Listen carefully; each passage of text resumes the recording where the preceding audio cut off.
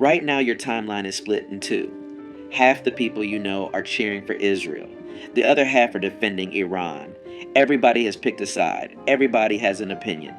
But I have one question that neither side wants you to ask. How do they treat black people?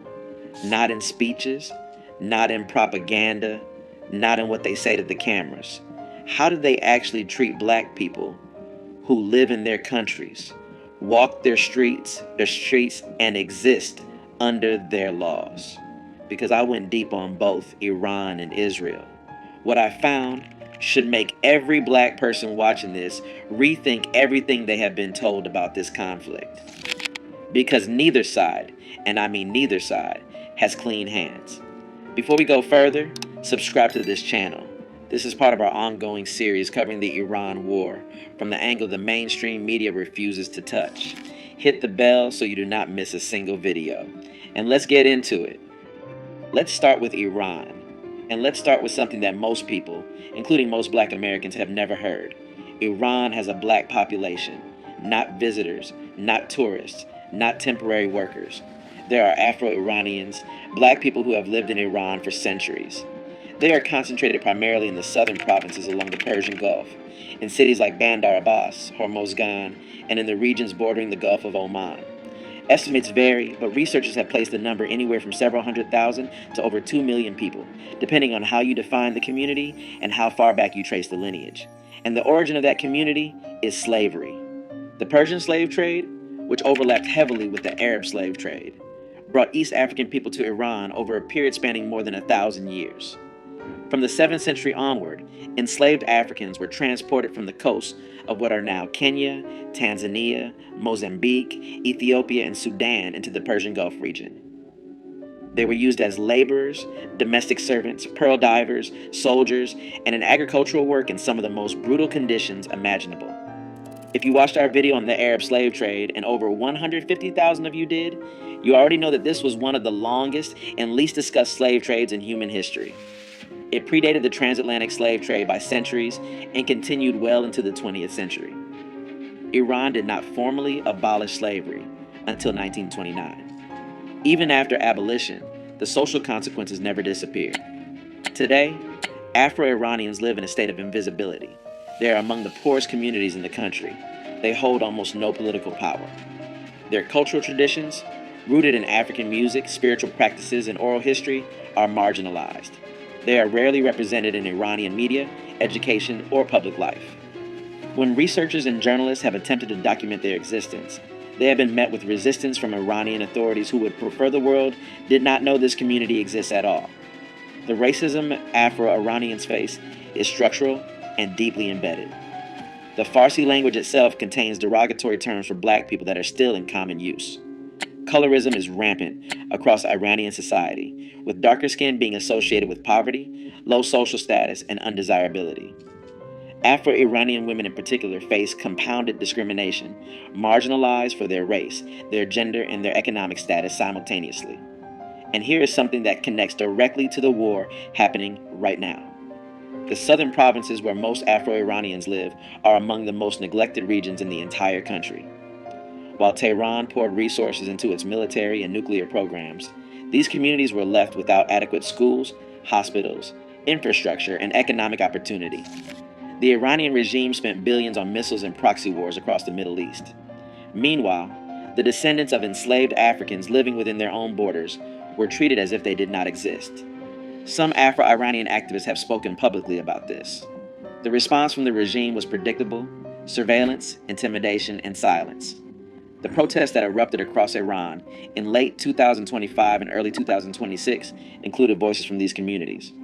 And when the government began killing protesters, thousands of them, you can be certain that the lives in those southern provinces were not the ones Tehran was concerned about protecting.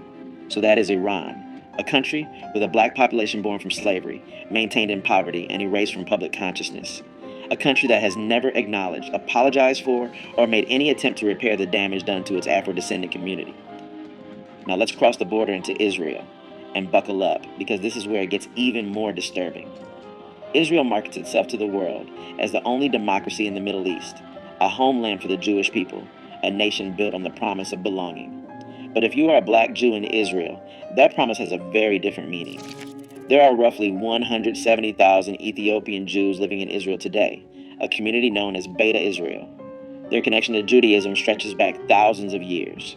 According to their own tradition, they descend from the tribe of Dan, one of the original 12 tribes of Israel. They maintained Jewish practice, ritual, and identity for centuries in isolation in the Ethiopian highlands, long before modern Israel existed. In the 1980s and the 1990s, Israel launched dramatic operations, Operation Moses, Operation Joshua, and Operation Solomon, to airlift Ethiopian Jews out of Ethiopia and Sudan. Thousands were brought to Israel in what was presented to the world as a heroic rescue, a Jewish state bringing its lost people home. But what happened after they arrived tells a very different story. Ethiopian Jews were placed in absorption centers that functioned more like holding facilities. They were subjected to a process of cultural erasure. Their religious practices, which had been maintained for millennia, were deemed insufficient. Ethiopian Jewish religious leaders were told their ordinations were not valid. Community members were required to undergo symbolic conversion rituals, essentially being told that their Judaism was not Jewish enough for Israel. One of the most disturbing scandals in modern Israeli history emerged in 2013 when it was acknowledged that Ethiopian Jewish women had been given long-acting birth control injections, in some cases without full informed consent. An Israeli investigative journalist exposed the practice. Health officials had been administering Depo-Provera shots to Ethiopian women at transit camps before they entered the country, and continuing the injections after arrival. The birth rate among Ethiopian Jews in Israel dropped by 50% over a decade.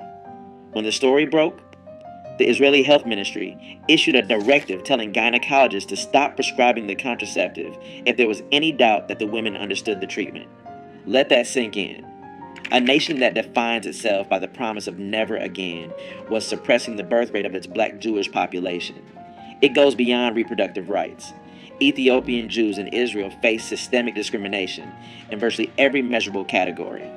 They are disproportionately poor, they face higher unemployment, and their children are overrepresented in the lowest performing schools and underrepresented in universities. Housing discrimination pushes them into segregated neighborhoods. When Ethiopian and Israeli youth have taken to the streets to protest, which they have multiple times, most notably in 2015 and 2019, they have been met with tear gas, rubber bullets, and mass arrests. Police brutality against Ethiopian Israelis has become a defining issue for the community. Video after video has surfaced of Israeli police beating, arresting, and harassing Ethiopian Jewish citizens.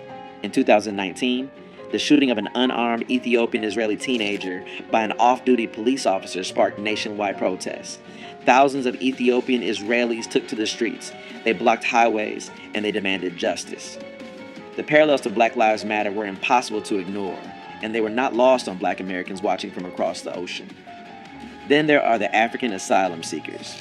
Tens of thousands of migrants and refugees, primarily from Eritrea and Sudan, entered Israel through the Sinai Peninsula in the 2000s and early 2010s, fleeing war, dictatorship, and persecution. Israel's response was not compassion.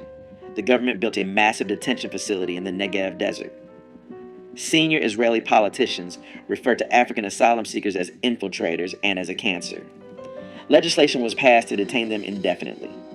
Deportation campaigns were launched, pressuring Africans to leave for third countries in Africa with cash payments and threats of imprisonment. The message was unmistakable: Jewish or not, refugee or not. If you were black in Israel, you were a problem to be managed, not a person to be welcomed. And now, in the middle of this war, Israel is asking the world to support its cause. It is asking for solidarity. It is asking Black Americans, some of whom serve disproportionately in the U.S. military, which is currently fighting alongside Israel, to view this as a fight for democracy and freedom. But democracy for whom? Freedom for whom? If you are connecting these dots, hit that like button right now and drop a comment, because this is the conversation they do not want us having. So here we are, the two nations at the center of the biggest military conflict in a generation, and neither of them can look black people in the eye with a clean conscience. Iran built a black population through slavery and then pretended they don't exist. Israel rescued black Jews from Africa and then treated them as second-class citizens in their own promised land. Iran silences its Afro-Iranian community through neglect and suppression. Israel polices its Ethiopian community through force and systemic exclusion. And both of them, right now today, are asking for your support, your sympathy, your sons and daughters in uniform. This is not about picking a side between Iran and Israel. This is about recognizing that black people are not a priority for either side. We never have been. We are an afterthought in Iran's domestic policy and a problem to be managed in Israel's social hierarchy. Our history in both nations is one of exploitation, erasure, and control. And yet, black Americans make up a disproportionate share of the U.S. military that is currently fighting in this conflict. Black tax dollars are funding this war. Black communities will bear the economic consequences of rising oil prices and inflation. And black voices are being told by both sides to pick a team and cheer. The leaders we study on this channel saw through this decades ago. Malcolm X refused to align with any nation that didn't align with black liberation. He viewed global conflicts through the lens of what they meant for black people, not what they meant for empires. He would look at this war and ask one question: what's in it for us?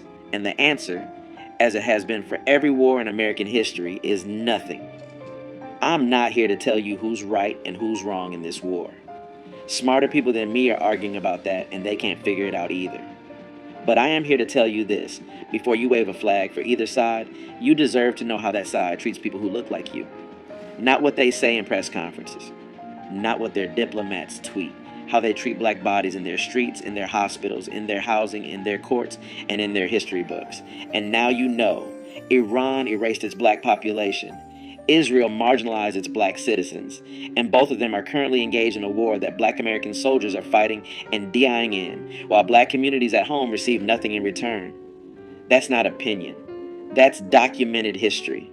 That's data. That's the testimony of Afro-Iranians and Ethiopian Israelis who have been saying this for years while the world refused to listen. Now you've heard them. Share this video. Send it to everyone in your group chat. Send it to the person who's been arguing online about which side to support. Send it to anyone who thinks this war has nothing to do with black people, because it has everything to do with us. Subscribe. Hit the like. Drop a comment. And tell me, did you know about the Afro-Iranian community before today? Did you know what Israel did to Ethiopian Jewish women? I want to hear from you. I'll see you in the next one.